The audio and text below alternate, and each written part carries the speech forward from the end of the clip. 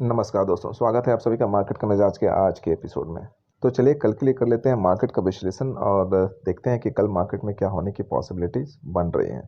आज हम लोग अपने डेटा एनालिसिस शीट पे नहीं चलेंगे क्योंकि ऐसी कोई बड़ी पोजीशंस बिल्डअप नहीं हुई है एफआईआईज़ की तरफ से, ना ही डीआईआईज़ की तरफ से और ना ही प्रॉप की तरफ से। साथ साथ में डेटा शीट पे नहीं जाने का एक रीज़न ये भी है कि जो पोजीशंस पहले एफआईआईज़ और प्रॉप ने बिल्डअप करा था उसमें कोई ख़ास चेंजेस नहीं है, इसलिए हम फिलहाल डेटा शीट की तरफ आज नहीं चलेंगे, सीधे चार्ट पे समझेंगे कि किस लेवल पे कैसे ट्रेड कर सकते हैं और मैं किस लेवल पे कैसा रिएक्ट करने वाला हूँ। तो चार्ट पे चलने से पहले आप लोगों से रिक्वेस्ट है कि चैनल को पहली बार विजिट कर रहे हैं तो जल्दी से सब्सक्राइब कर लीजिए, साथ साथ बेल आइकन को प्रेस कर दीजिए ताकि वीडियो अपलोड होते ही नोटिफिकेशन आप लोगों को मिल जाए। तो चलते हैं अब सीधे निफ्टी के चार्ट पर और देखते हैं निफ्टी के लेवल्स।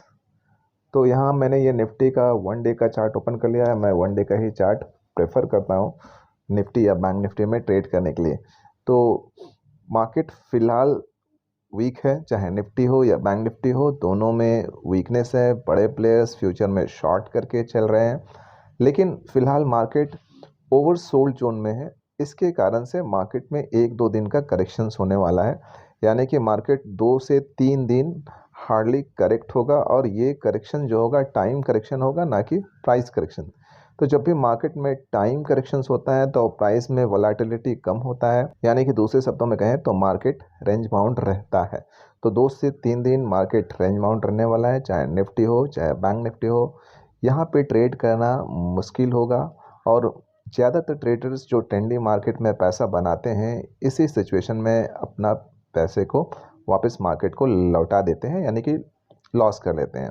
कारण क्या है कि हर दिन ट्रेड लेना है, हर दिन ट्रेड लेना है, मार्केट ट्रेंड में नहीं है। तो ऑप्शन में स्पेशली जब आप बाइंग करते हैं और मार्केट ट्रेंड में नहीं होता है तो चाहे आप कॉल लो चाहे पुट लो, आप लॉस ही करेंगे। और साथ साथ में मार्केट में मूवमेंट नहीं होने की वजह से और बड़ी पोजीशन साइजिंग ले लेने की वजह से लॉसेस बड़े हो जाते हैं और फाइनली ट्रेंडी मार्केट में कमाया हुआ पैसा ट्रेडर्स मार्केट को लौटा देते हैं। तो यहाँ पर मेरी सजेशन है कि 2 से 3 दिन ट्रेड ना करें, अवॉइड करें और फिर जब मार्केट न्यूट्रल पॉइंट पे आ जाएगा वहाँ से ट्रेड अगर हम बनाते हैं, चाहे वो हमारा ट्रेड अपसाइड के लिए हो या डाउन साइड के लिए हो, उस कंडीशंस में हमें अच्छा ट्रेड मिलता है, मार्केट ट्रेंडी होता है और बड़े प्रॉफिट्स बनते हैं। तो फिलहाल अगर इसके बावजूद भी जो एक्सपीरियंस ट्रेडर हैं वो ट्रेडिंग कर सकते हैं, छोटे पॉइंट्स के लिए आप मार्केट को ट्रेड कर सकते हैं। तो मेरे लिए जो लेवल्स होगा, मैं जिस लेवल पर रिएक्ट करने वाला हूँ, तो फ्राइडे को देखें कि मार्केट को जो रिजेक्शन मिला है इस लेवल के आसपास से फ्राइडे को रिजेक्शन मिला है। तो मार्केट अगर इसके नीचे फंसता है, मार्केट इसके नीचे अगर कंसोलिडेट होता है, यानी सीधे सीधे कहें तो अगर मार्केट गैप अप खुलता है तो पुट बाय करने का अपॉर्चुनिटी होगा और जो मैक्सिमम टारगेट रहने वाला है वो 19,450 के आसपास का रहने वाला है। इस रेंज के आसपास का टारगेट रहने वाला है, सॉरी 19,450 नहीं, 19,550 के आसपास का टारगेट रहने वाला है। यानी कह सकते हैं कि फ़िलहाल निफ्टी 19,550 से 19,750 के रेंज में ट्रेड करेगा। तो अगर हमें बॉटम पे मिलता है तो हमें कॉल ट्रेड करना चाहिए, या मैं कॉल ट्रेड करूंगा 19,650 हार्डली 700 तक के लिए। 700 तक जाना अब थोड़ा सा मुश्किल हो सकता है, बट अगर मुझे इस लेवल पे मिलता है तो मैं कॉल बाई करना पसंद करूंगा।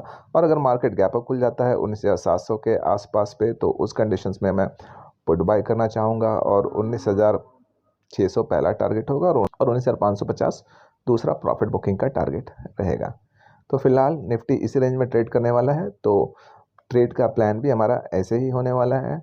अगर मार्केट थोड़ा बॉटम पे मिलता है, डिप पे मिलता है तो कॉल बाई करना सही रहेगा और अगर मार्केट गैप अप खुलता है रेजिस्टेंस जोन के आसपास तो उस कंडीशन में पुट बाय करना प्रेफर रहेगा।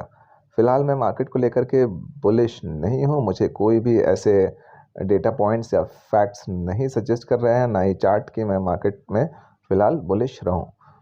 मार्केट कहाँ तक गिर सकता है, कहाँ तक करेक्ट होने वाला है, इसका भी मैंने ऑलरेडी कैलकुलेशन कर रखा है।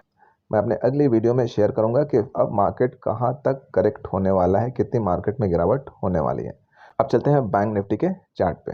तो ये आगे बैंक निफ्टी के चार्ट पे बैंक निफ्टी देखें तो बैंक निफ्टी ऑलरेडी एक छोटे से रेंज में फंसी हुई है। यहाँ पे आप देखें तो क्लियरली बैंक निफ्टी इस रेंज में फंसा हुआ नज़र आ रहा है। जब बैंक निफ्टी जब तक इस रेंज में फंसा रहेगा तब तक बैंक निफ्टी में हमें कोई डायरेक्शनल ट्रेड नहीं बनता हुआ मिलेगा। ये जो लेवल है, यहाँ पर जो लेवल है ये 44,400 के आसपास का, ये बैंक निफ्टी के लिए एक फ़िलहाल डिमांड जोन है और इसी कारण से मार्केट इसके नीचे यानी बैंक निफ्टी इसके नीचे जाने में समय लगा रहा है।